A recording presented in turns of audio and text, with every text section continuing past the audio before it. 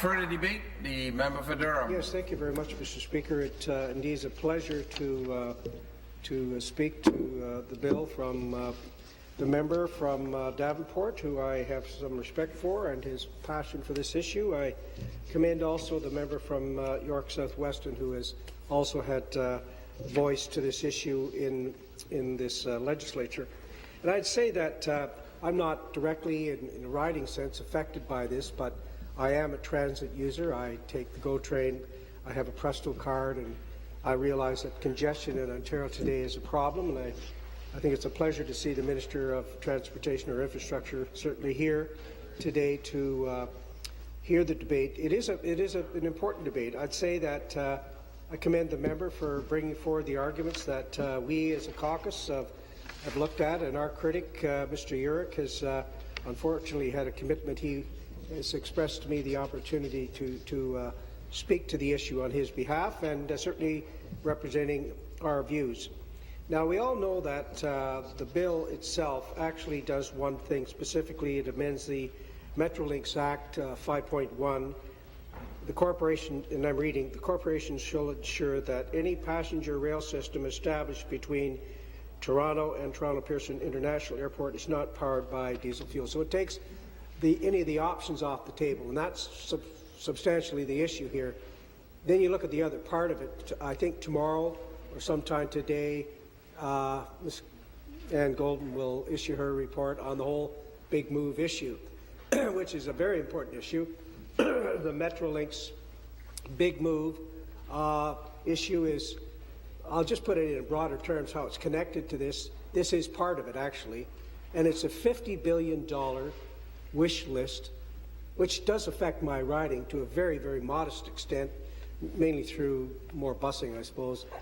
But it's not satisfactory from my point of view for our riding. But it's $50 billion that's not funded.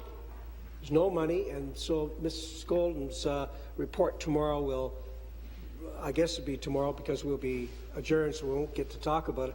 But some of these tax tools, and the rumor, according to the media, would be something like 5 cents a litre of gas from everybody in Ontario, and that would be earmarked specifically to fund this. And I think in any reasonable analysis of the approach, I would say early that it shows once and many times repetitively that this government has no plan. What I mean by that is we all agree that electrification is the preferred option for the reasons that Shona has made, and I again say that there's health implications. I'll stick to some notes here and put them on the record here. The report's 6 key evaluation categories: environmental and health benefits, improve air quality, reduce noise and vibration; user benefits for quality of life, faster acceleration, reduced trip times, electric motives are more reliable; social community benefits, economic benefits such as faster trips, improvements in the economic competitiveness of the region, enhanced property values; financial benefits include the lower operating and maintenance cost as deliverables. And so I think that, you know, what the bottom line is here, it really reinforces the old concept that haste makes waste. If you have no plan, you're going nowhere. And that's, without being overtly political, that's what the case we find ourselves in. They want this thing in place for the Pan Am Games, and I think the Premier Winters, already envisions cutting the ribbon for the Pan American Games. I don't think there's going to be any election at all. She wants the whole ball game, all the money they're investing, and we in fact don't know how much they're investing on the Pan Am Games. Some pay it's 1.7, some say it's 2, some say it's $3 billion. Nothing to do with this air rail link. They want to make sure that we don't embarrass ourselves being a country with the capital city of the province, the largest province in the country, having a shabby connection to downtown from our international airport. And that's the reality of this thing. And then sometimes I hear it, they're kind of blaming the federal government because most of this stuff is partnership funding. Now, I would say that there are transportation economic benefits, and there are also smaller environmental, social. Pardon me. Could you? Through the chair, I will deal with the noise. I think they're opposed to this, is what it sounds like to me. Otherwise, through the chair, I'm being interrupted by these people unnecessarily. I'll deal with it. And they're making fun of the bear hunt, which they won't be supporting because they're urban voters. Can I have order in the House? Anyway, so I would only say that City Council passed a motion on April 11, 2012, stating it preferred for electrification. The vote carried 35-7. Among those supporting the motion, you should know, was Mayor Rob Ford, Doug Ford, Mike Del Grande, and Denzel Minden Wong, Karen Stentz. And I would say that I said previously that Ms. Albanese sponsored a private member's bill on February 2011 calling for the electrification. It passed on a vote, and our transportation spoke in complimentary at that time and in favour and voted in favour of it as well. So we understand the importance of this, and I'm pretty sure that when it comes down to it, and to be very candid with you, the government has no plan. That's why we're in the dilemma. They're going to go ahead, and I believe they're going to go ahead with the diesel option. I'm completely convinced of that because of the timing. Not only do they not have the $50 billion, they don't have the $1 billion that this electrification costs. And that's the dilemma in Ontario, whether it's in our healthcare system, it's in our transit system, it's in the congestion, or it's the loss of jobs in Ontario, or the whole mess they've made of the electricity file. This government, to me, in a broader sense, through you, Mr. Speaker, is pathetic at planning and great about talking. They promised things during the election. It's pathetic. I listed them this morning. 9 commitments they made about the environment and health care. They have failed on every single one.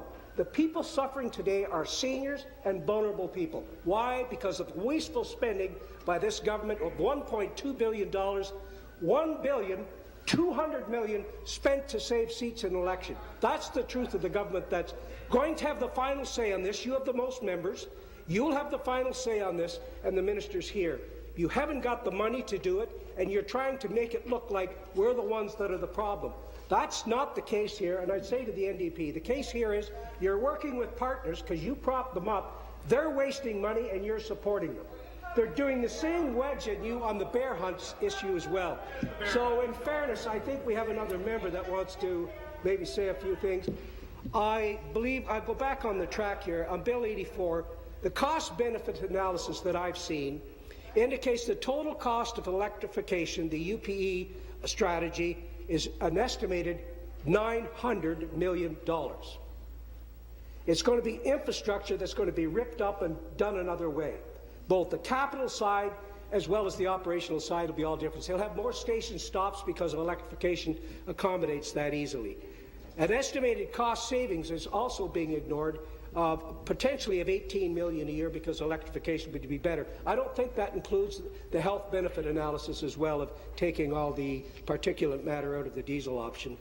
The payback period is over a 50-year period, and I put to you that the transit system in all of Ontario, certainly in my riding, I'm meeting, I believe, next week with Metrolinx for my riding. They have a plan in my riding in the last few minutes I have. It's quite pathetic. There's over 600,000 people live in Durham. Our transit system is buses. I mean, that's the option.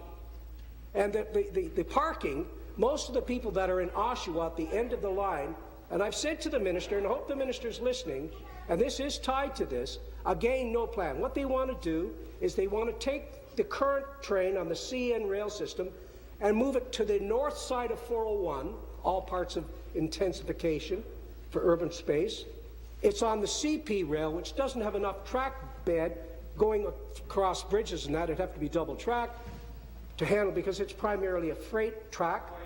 And where they want to put it, there is no parking. There is no parking there. They'd have to tear down half the city to have parking where they're proposing to have the station. I've put on the table a less expensive, in fact, Metrolinx has told me it would save probably $300,000 to $400,000, was to leave it on the south side, leave it on the CN tracks, take it to Curtis, and the problem would be solved. There'd be no congestion. And to answer the member from Ottawa Orleans, I take rail. Do you?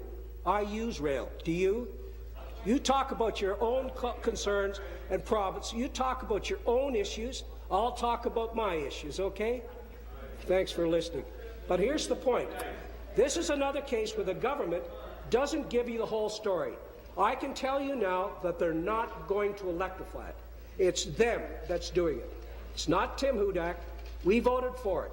And I hope you leave here today knowing, even if this private motion passes, if it passes, you can blame them. That's exactly who you blame. And don't let them off the hook because they do it every time. Point of order, minutes of transportation. I know it's always tempting when we have an audience here to speak directly at the crowd and engage them. You just ask that people not participate. We're supposed to address our comments to you, Mr. Speaker. Maybe we could please have a member do that. Back to the bill. I'd like to take a few minutes to sort of simmer down a bit because I get immensely engaged in these things. I'd like to thank them for coming. Thank you for your participation. I've had the privilege of being the transportation critic some time ago. I do watch the file. I think it's important. This decision is a last-minute attempt for the member to represent the concerns of his riding. I respect that. That's the purpose of private members.